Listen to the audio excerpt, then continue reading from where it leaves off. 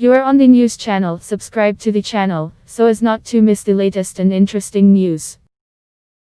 The bbcGuardian published 4 more lengthy letters which countered Richard Deaton's anti-Semitic polemic blaming Israel for the coronavirus spread, and 2 letters which applauded the anti-Semitic letter, one by Judy Haven, a member of the fringe anti-Israel group Independent Jewish Voices, who repeated the anti-Semitic trope that Israel is to blame for the coronavirus spread to Palestinians, who falsely claimed that Israel has denied medicines to Gaza, and who wrongly said that Israel occupies the Gaza Strip.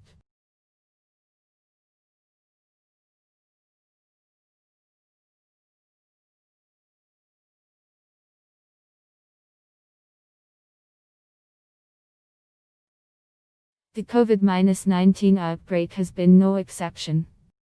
In its path of death, destruction and illness, the malady of Jew hatred has gone viral, with hate-mongers attempting to scapegoat world Jewry by linking the Jews and the Jewish state to the virus' existence, and spreader for claiming that the Jewish people fabricated the disease entirely. As acclaimed New York Times op-ed writer and editor Bari Weiss observed in her book, How to Fight Antisemitism, in the 1300s, the real culprit of the bubonic plague, which swept through Europe and killed tens of millions of people, were rats that had come to the continent via duck ship from Crimea. But Jews were blamed for spreading the disease by poisoning drinking wells.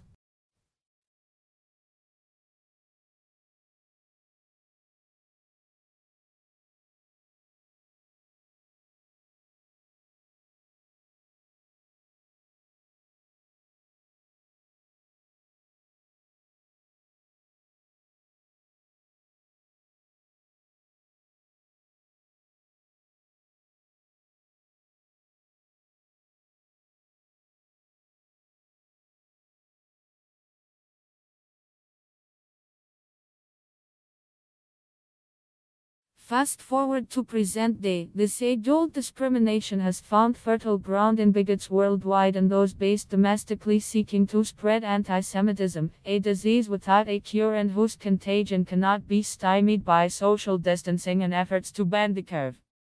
The rise of anti-Semitic hatred during COVID-19 led Ahmed Shahid, the United Nations Special Rapporteur on Freedom of Religion or Belief, to say he is extremely concerned to see that certain religious leaders and politicians continue to exploit the challenging times during this pandemic to spread hatred against Jews and other minorities.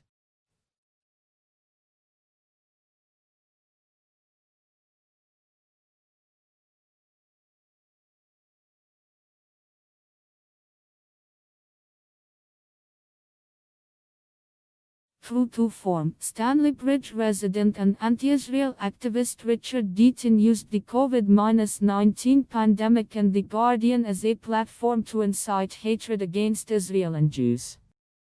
Deaton took to the pages of The Guardian on April 20, see his letter in full at right, to blame Israel for the virus spread to Palestinians, outrageously claiming that Israel imposed a death sentence for thousands of Palestinians and has therefore committed crimes against humanity. His letter was also published to the Saltwire, common journal Pioneer's website.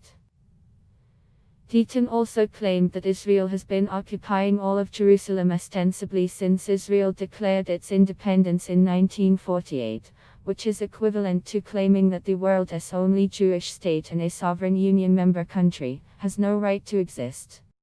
For Deaton to outrageously imply that the birth of the Israeli state in 1948 was a historical mistake in need of rectification, he is engaging in the disease known as antisemitism.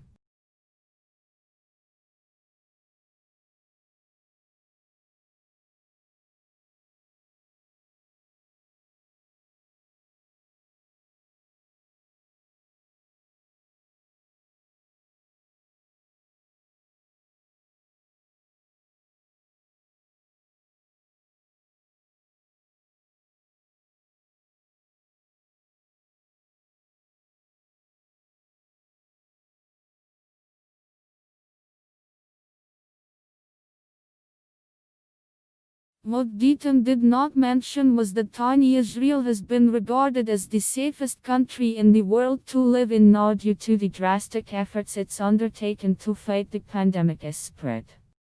Also ignored was how the pandemic has actually resulted in unprecedented cooperation between Israeli and Palestinian officials, to the point that even the anti-Israel United Nations praised their efforts to contain the epidemic. As the Times of Israel reported, dozens of doctors, nurses and medical personnel in Gaza have been trained by Israeli teams in techniques to treat patients infected with the coronavirus. A training session was conducted for several hours for around 20 medical staff from Gaza at the Erez border crossing by a team from the Sheba Medical Center in Ramat Gan. In addition, a group was allowed to leave Gaza for training at the Barzilai Medical Center in Ashkelon, and medical staff from both sides have held conference calls together, according to the report.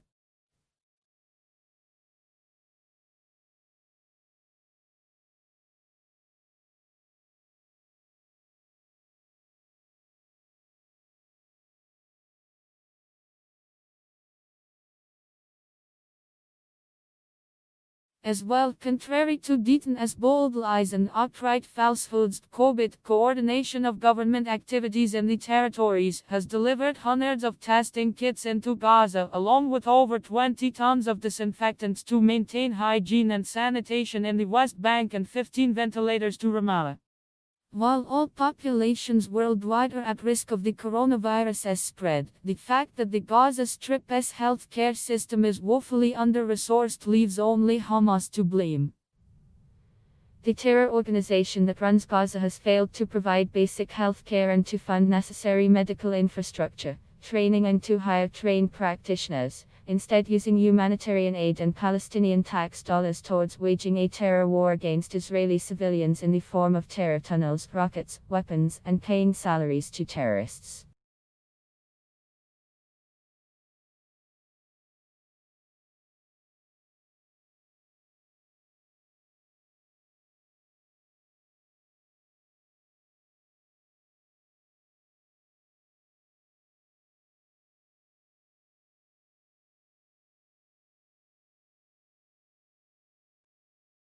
Importantly, while Israel and Egypt's security blockade of Gaza is in place to prevent and thwart terror attacks, all kinds of food, medicines, and humanitarian goods continue to be transported to Gaza, week in and week out.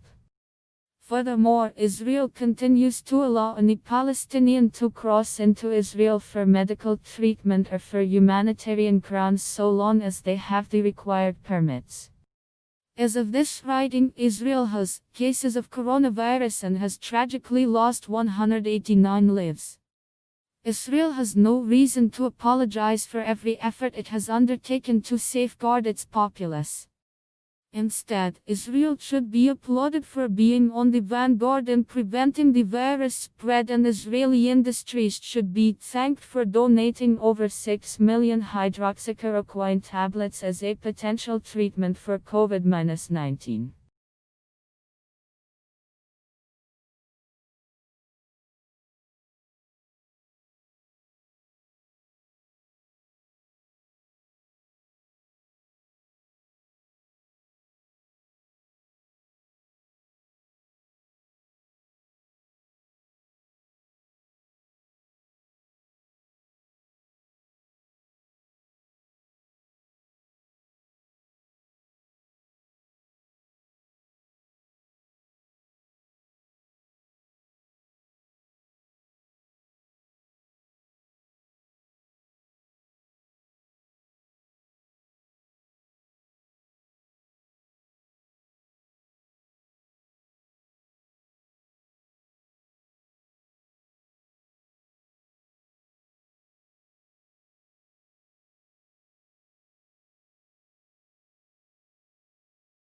While we hope and pray for a speedy return to normalcy post-pandemic, we remain resolute in our steadfast opposition to the antisemitism that has taken root here in Canada and that serves to infect the minds and target Jews with baseless hatred.